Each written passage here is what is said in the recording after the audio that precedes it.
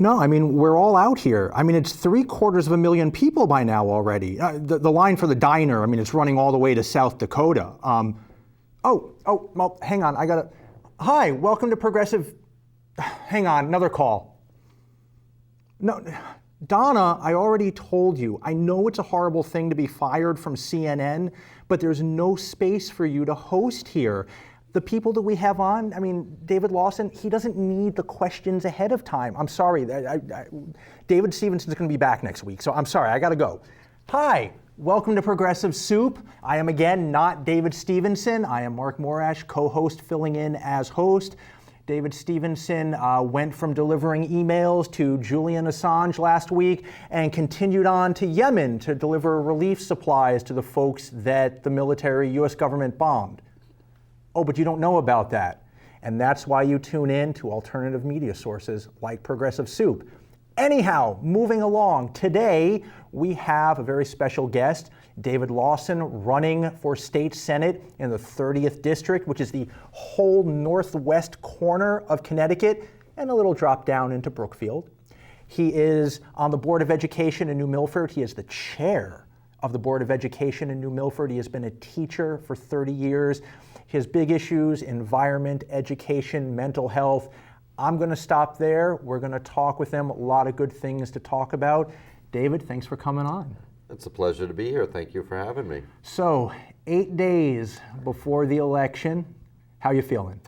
8 days. I'm excited. I truly am. Elections are always an exciting time in this country, and I think it's something that we should be very proud of. Where your vote really does count. Yeah. I mean, you hear so many times, well, it doesn't matter. And it does, and it will, and it shall. Thankfully, there's no electoral college for the state senate. Yeah, well, that's a whole different story. Sometimes the electoral college is good, and sometimes, we've had our questions about it. But no, there is not. So you're running for a seat where the incumbent is not running again, which is somewhat of a rarity.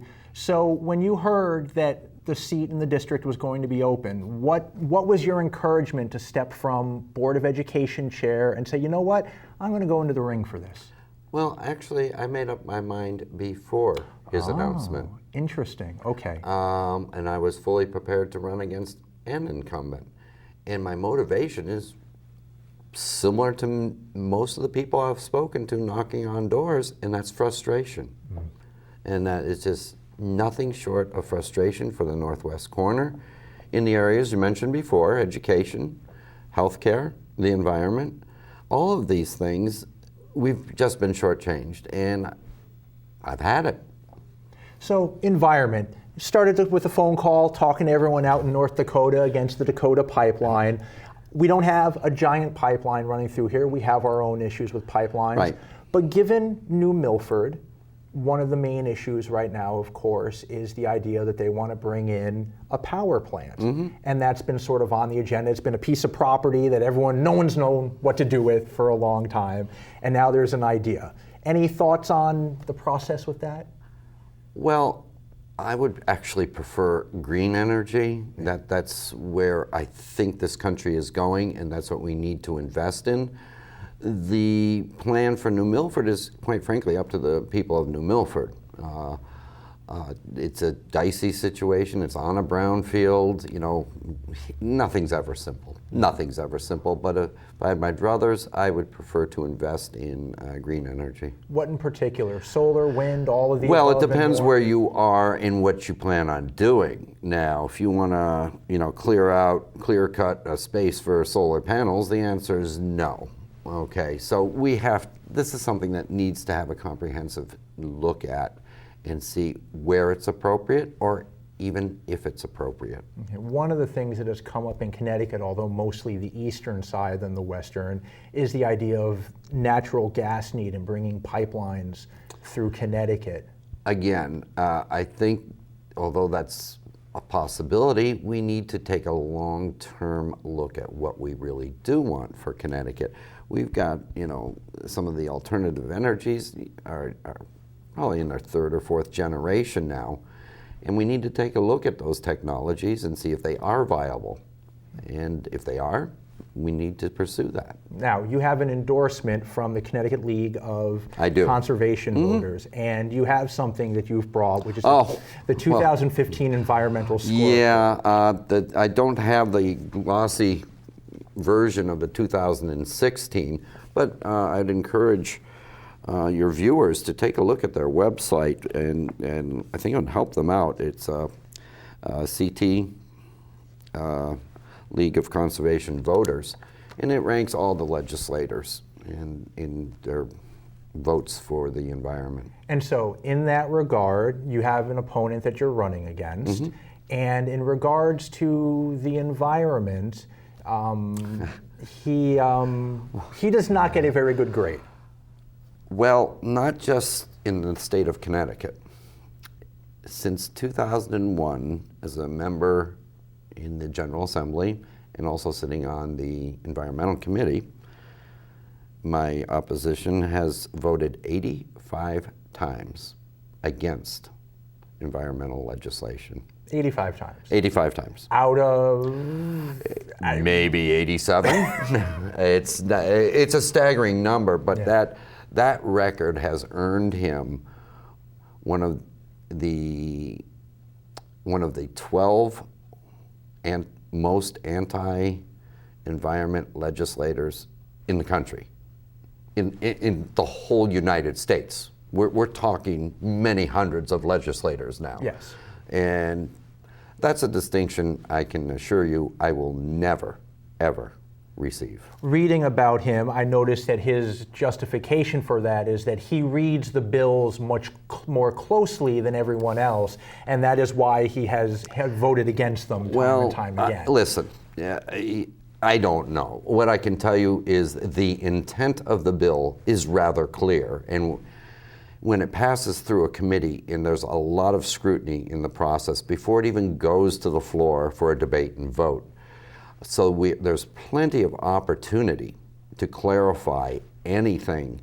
I've been on a Board of Education in New Milford. We have a committee system, and that's where we can work out those types of bugs if somebody thinks this or somebody thinks that, and then you get a second shot at it when it's actually on the floor for debate. I can't tell you why the votes were that way, but I can factually say they were no, and that's a fact. So for the 30th district in the northwest corner of the state, as you've been out knocking on doors and talking with people, what are some of the environmental concerns that have come up that you've heard from folks? Well, they're varied. Everything from wildlife to the water. I mean, the Housatonic River, we just had to go to court with GE about their PCBs again, and yes, you do have to clean them up. So you've got the water, your air quality, and preserving what we have. The northwest corner is rather unique because we have two excellent resources. We have our natural resources, which are just second to none, and we have our people. And I think they are a wonderful resource that we're not supporting, I should say. Yeah. Tell me more about that. What would you be looking to do? You get elected, you're there, you have a term, you have all these folks, you have these resources, wanting to better the area. Right. Well, it's going to be more than a 2-year project, I can assure you, because Hartford still needs to be convinced. But that's one thing I do promise, and I've been counseled, do not ever make promises, especially when you're a candidate, especially when you're a politician, but I'll do that here today. And that is, I promise that I will advocate and advocate strongly for the needs of the northwest corner.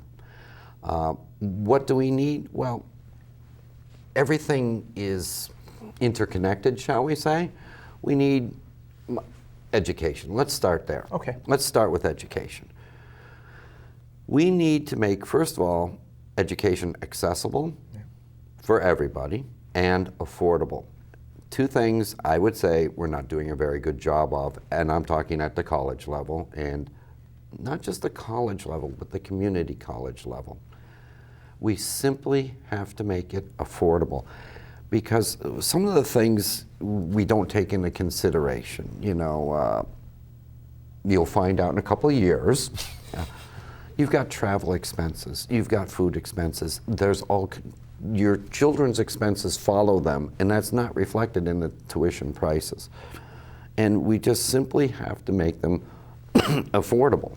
I'd like to see a tuition freeze, just for starters, and see where we're at, because this cannot continue to happen. Because even with that, then you're removing accessibility. It's that simple. Now, also concurrently, we need to look at secondary education, technical schools, and vocational schools. You asked me about when I'm knocking on doors, and many businesses and employers, they say, well, we need a machinist, and we can't find any. That's unacceptable. That we need to have, I know it sounds politician again, a dialogue between businesses and the government, but a meaningful dialogue, not just, hey, let's have a luncheon, and no, we need to do that. And I'd say we're not doing a very good job there as well.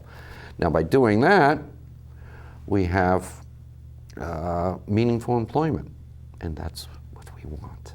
Being that you've been a part of the Board of Education in New Milford for so long, do you find be it a lacking of enrollment in vocational schools or a lacking of support, changing in arts classes, music classes, things that aren't a core or beyond that a common core, things that there's always the big thing about testing and teaching to the test and so on. Do you find that the dropping of all of these other subjects is really becoming a big issue and something that the world at large is not accepting of? Well, I think that's part of the problem with the thinking. This is the core. No. That's the type of thinking where one size fits all.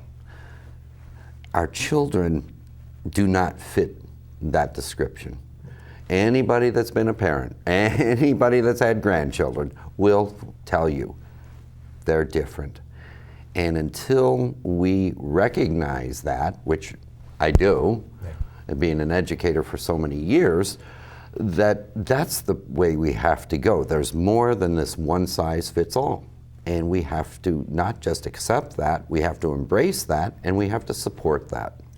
One of the things that you were a huge advocate for, and from what I understand really was the proponent and made it happen, was getting full-day kindergarten in New Milford. Tell me about your thought process behind the need for that, and also expanding beyond that, as we're talking of arts and music and vocation and subjects outside what is considered the core. What do you see kindergarten as? Well, at first, when I've been in Connecticut for decades, and then when we had our children, half-day kindergarten. I thought, what is that?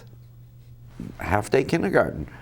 Well, it turns out you get on the bus, you take off your jacket, you sit there, you learn for 2 hours, and you get back on the bus. Well, that just didn't make any sense. It just didn't make any sense whatsoever. In education, the foundation is in elementary school. That's where we have to really look at. And in order to have a successful elementary education, well, you have to be there for the full day. And it's more than just that, it's socialization. Tremendous. And that's what these are the things that, well, you mentioned Common Core and testing. Testing I'm more against. Common Core, I do like standards. We can't have one part of the country teaching astronomy and the other part teaching biology. We have to, kind of get things together. But schools do more than that. We teach citizenship, we teach responsibility, we teach respect, we teach creativity. We also show them, encourage curiosity, honesty, perseverance, empathy. I mean, the list is endless.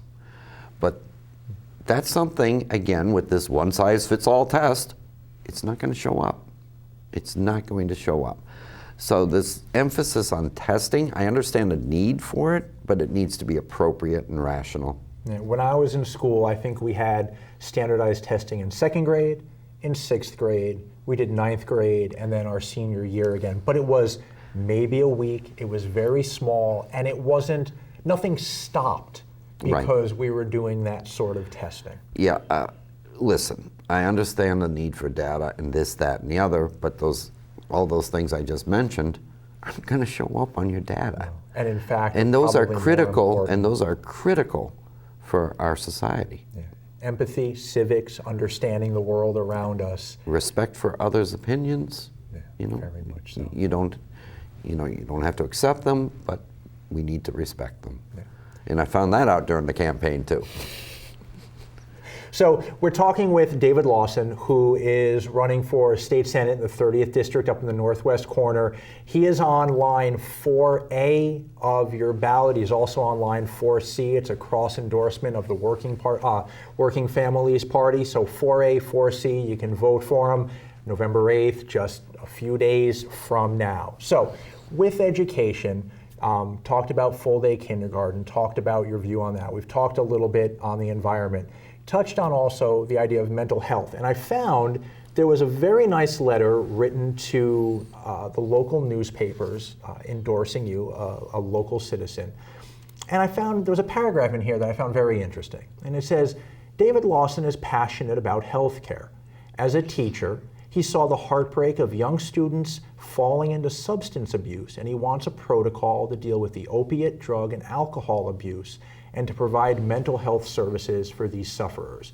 I would say this is one of the probably top 3 social issues in the country right now. The idea of mental health and treatment versus, well, certainly incarceration, and where one grows, where one gets better, where one gets the help and assistance they need, whether that's in professional services or whether or not you can even have access to that if you're in prison. So I found this to be a fascinating paragraph, and written by Liz Peel and Sharon. This was in the News Times and I believe the New Milford Spectrum as well. And I just want to use that as sort of a lead-in to talking about mental health and services of that nature and how you look at that in today's world. Well, in 30 plus years of working with adolescents, I worked in a summer camp as well for many years in Kent, Connecticut. It goes beyond opiate. I'm seeing increasing anxiety, increasing aggression, not the fighting type, and substance abuse in general, of which opiates are now. I think what's brought the attention to the country, which is regrettable, is that the opiate abuse is indiscriminate and deadly. When you read that, you know, things go through my mind. In the last 3 years, quite frankly, I've been to far too many funerals of youngsters and young adults that I'd say the system failed. I'd say the system failed. You are correct. We are not going to arrest our way out of it. I mean, it's just not going to happen. We need to have a comprehensive protocol, as quoted there, with agencies working together, but a true treatment plans, because as it stands for mental health, even if a family, concerned family can get the individual help, after 10 days they can leave. And I agree that that's their right and should be, but we need to come up with something better. This is something that is societal, and I do believe we can combat it if we choose to. We eliminated polio. We did. We can do these types of things. The thing is, we're not working together. We have many agencies that are willing to help, but we need beds, beds, beds. And we need them to be accessible, which we talked about before, same as with education, accessible and affordable. And how many people, well, I didn't go to the doctor because it's $150. That's unacceptable. Those are choices as Americans we should not be making. So it ties into a bigger conversation then. It does. ties into, while we're talking a local campaign, you're running for a state Senate seat, we start talking into issues that we're seeing coming up in people's mindsets in the national campaign. So you start talking about things like big pharma. We start talking about things like, incarceration and the fact that the country has more folks in jails than any other country in the world, many of which are small marijuana-related offenses. True. And so, it ties together into the legalization, maybe, maybe not. Is that a way of bringing people out of jail into treatment? And is it? And you start talking, what is the reason for not? And the issues become big, You're right. but very, where they really hit home is in our small districts. Well, again, we have to target, we're going, education again is the key. You asked me about full day kindergarten earlier. One of the things in New Milford we added this year was a guidance counselor for elementary schools. And that's to help with the children there. And we've introduced, for lack of a better term, a health curriculum where these are the pills, these are the things we don't touch, these are the ones we do. If we see, we're too late in the ball game. They're already addicted. They're already got substance abuse. The alcohol's already there. The idea is to eliminate the demand. And so when I said comprehensive, what I mean is we have to start right now with our youngsters. We have to still maintain our students that we have, our youngsters that we have, and this is an adult issue as well. I mean, it's devastating when you lose your job, but you can self-medicate yourself in a number of ways, and that's where we need to have options. You said something to me when we were talking before the show that we're at where we're at. We're not going back. It's not all of a sudden going to go back to this idyllic idea where everything's golden in some 1950-something that didn't exist anyhow. Mm-hmm. And when I hear you talking about, having a health class in elementary school that's talking about, these are the pills you don't, I can remember being in elementary school, never crossed any of our minds. And so what I hear from you is a very realistic and pragmatic look at the world, but also very compassionate as well. And that's a combination that I think folks are very much looking for as we change over the folks who are in the positions of running the local government and bigger and bigger and bigger. So in that regard, setting it up as realistic yet compassionate. State of Connecticut has a lot of Democratic voters. They'll probably be voting for you. A lot of Republican voters. We're not sure where they're voting this time around.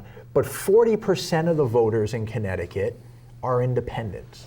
Yes. And so we're getting to the end of this episode. We're going to come back and do a second show.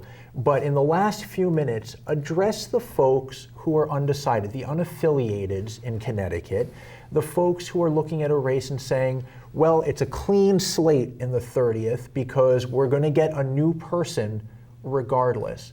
And address them about what it is that makes you the person to take things forward. Well, I would be the new person. My opponent's been in the General Assembly for 16 years. Yes. Take that as you will. Plenty of opportunities to work on budgets which would address the issues we had. Whether or not success, okay, as I said, I will advocate, but I haven't even seen the advocating. I mean, that's step number one. So that differentiates us right there. We need to get people working again and in a meaningful way as well, and that's going to help out. We haven't mentioned budget, but we simply need people to work so that they can pay the taxes, and then we can keep that at an even level. And that's how we do it. It's not we didn't get here overnight, and we're not going to get out of here overnight, but we can do this. And I will advocate very strongly to do that. Okay. So, large number of towns in the district. You've been out in the streets, you've been knocking on doors. Obviously, everyone has different concerns. Top 3 concerns that you've heard? Well, it's interesting that you say that, and interesting that some earlier things. The concerns, the thing is, every town has the same concerns, but they're different. And again, it gets back to that one-size-fits-all thing, and that's what I'm talking about. Because the educational concerns for New Milford may be different than Goshen. And that's what you need a representative to do. So the top concerns I've heard, education is a big one. Certainly employment is another one. And the environment is right up there because that's a very precious resource. And the thing with the environment is once that's gone, it's gone. And I would rather be proactive rather than reactive. Once the environment is gone, it's gone. It is gone. It's a reminder that we should wake up to every morning and realizing that what is limited, you can't regrow it. No, once it's gone, it's gone. I mean, we know that. Several species are extinct in our lifetime. And we know that. So let's take care of it. Environment, Education, jobs, mental health. I mean, we've covered quite a bit. We're going to come back and do a second show. We've been talking with David Lawson, who is running for state senate in the 30th up in the northwest corner. His website is Lawson, Lawson for Senate.com. There's also, of course, in the social media age, there's a Facebook page, and that's something we'll talk about because we talked about it a little bit before the show. We'll come back to that. But he is online 4A and 4C, cross support from the Democratic Party and the Working Families Party. We'll see you. This is Progressive Soup.